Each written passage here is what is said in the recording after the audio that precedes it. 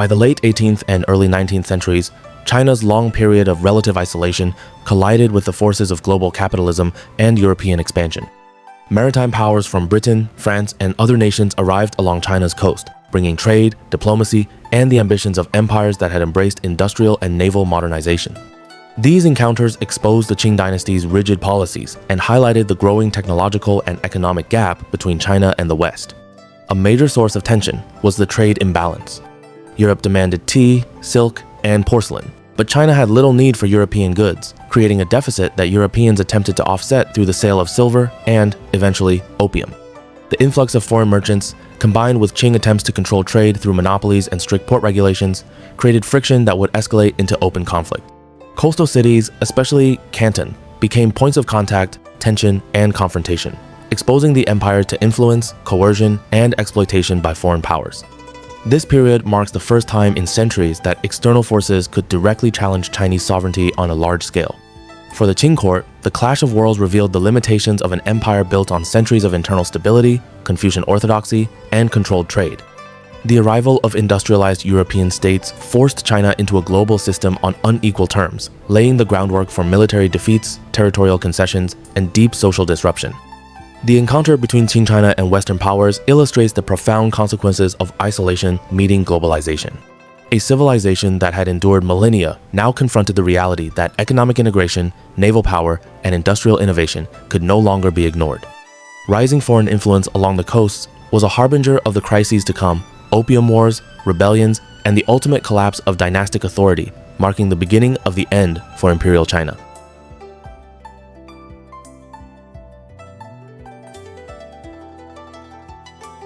The Qing dynasty's encounter with Western powers escalated into open conflict during the Opium Wars of the mid-19th century. British merchants, frustrated by trade imbalances, began exporting opium from India into China, creating widespread addiction and social disruption. The Qing court, recognizing the threat to public health, sovereignty, and economic stability, attempted to suppress the trade, seizing shipments and enforcing strict bans. Yet when diplomatic protests failed, Britain deployed its industrialized navy and modern artillery, revealing a devastating technological gap. Chinese forces, equipped with traditional weaponry and ships, were repeatedly defeated, exposing the empire's military and organizational weaknesses.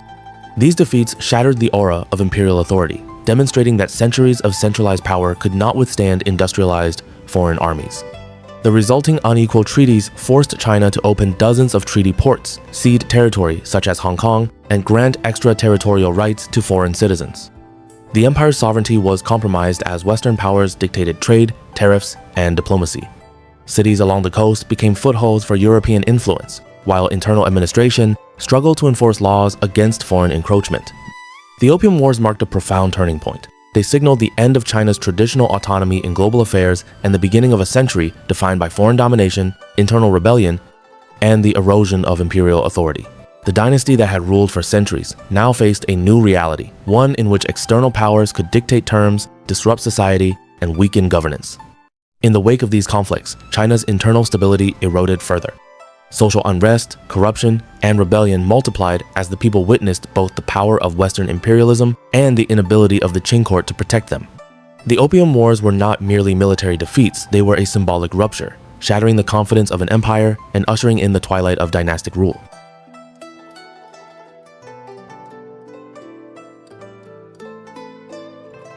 As foreign pressures mounted along China's coasts, the empire was ravaged from within. Widespread poverty, social inequality, and bureaucratic corruption fueled unrest among peasants and disenfranchised populations. In the mid-19th century, this unrest erupted into the Taiping Rebellion, a massive civil war led by Hong Xiuquan, who envisioned a radical new society combining religious zeal with social reform. The rebellion quickly engulfed vast regions of southern and central China. Cities, villages, and farmland were devastated as armies clashed in battles unprecedented in scale. The Taiping forces captured major urban centers, threatening even the imperial capital. At its height, the conflict drew millions of participants and affected tens of millions of civilians, making it one of the deadliest civil wars in human history. The human cost was staggering. Historians estimate tens of millions of deaths, widespread famine, and economic collapse across entire provinces. Infrastructure, agriculture, and trade were decimated, leaving the empire unable to recover quickly from the physical and social devastation. The rebellion also eroded confidence in the Qing government, revealing the dynasty's inability to protect its people or maintain control over its territory. Even after decades of costly suppression, the Qing dynasty emerged fatally weakened. Its resources depleted, authority diminished, and population traumatized, the empire struggled to govern effectively. The Taiping Rebellion, alongside the Opium Wars, symbolized a China beset by internal fragility and external pressure. A civilization long resilient, now confronted by forces it could neither fully control nor repel.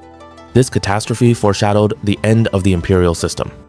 The dynasty's failure to address structural inequality, manage rebellion, and defend against foreign incursions set the stage for the final decades of decline as China's millennia-old dynastic order hurtled toward its historic conclusion in 1912.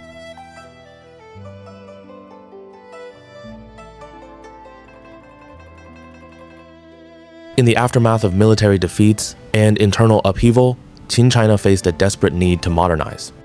Reformers launched the Self-Strengthening Movement, an ambitious program aimed at revitalizing the military, industry, and infrastructure by adopting Western technology, shipbuilding, and weaponry.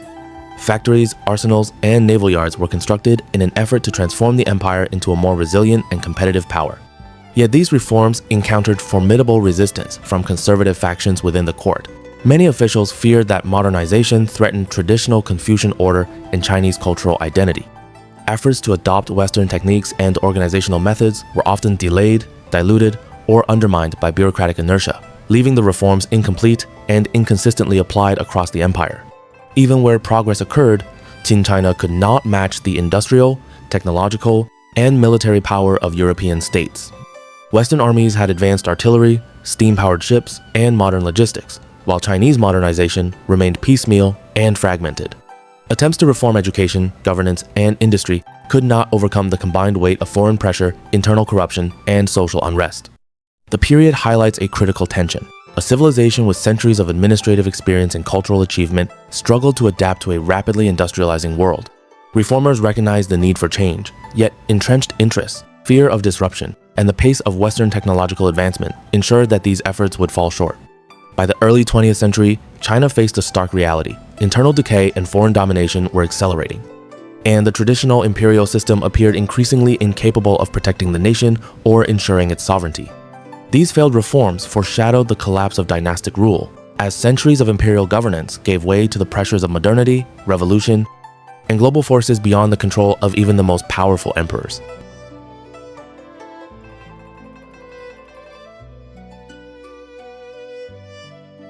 By the early 20th century, centuries of internal decay, foreign encroachment, and failed reform had brought China to a breaking point. Revolutionary movements, fueled by rising nationalism, social discontent, and the spread of modern political ideas, gained momentum across the empire. Intellectuals, military officers, and reformers alike called for radical change, rejecting the centuries-old dynastic system as inadequate to meet the challenges of the modern world. The tipping point came with the 1911 revolution, a nationwide uprising that rapidly spread from provincial centers to major cities. Provincial armies mutinied, revolutionary societies mobilized citizens, and Qing authority collapsed under the weight of political, social, and military pressure. The revolutionaries sought not merely the end of a dynasty, but the establishment of a republic, signaling a fundamental transformation in Chinese governance and identity. In 1912, the last emperor, Puyi, formally abdicated the throne, bringing to a close over 2 millennia of imperial rule. The dynastic system that had shaped Chinese society, politics, culture, and identity since the days of the Xia and Shang dynasties was replaced by a republic, heralding an era of uncertainty, experimentation, and modernization. The fall of the Qing dynasty was more than a political event, it was a symbolic rupture. Centuries of centralized imperial authority, Confucian administration, and dynastic continuity gave way to a new vision of China as a nation-state, engaged with global forces and modern ideas. The legacy of the dynasty's innovations, governance, systems, culture, and infrastructure remained embedded in Chinese society, even as the centuries-old political framework vanished. The end of imperial China marks the closing chapter of one of history's longest continuous civilizations. From the legendary Yellow Emperor to the abdication of Puyi, over 2,000 years of dynastic rule left a monumental imprint on world history. The age of emperors had ended, but the story of China, its resilience, innovation, and enduring identity continued into a new, transformative era.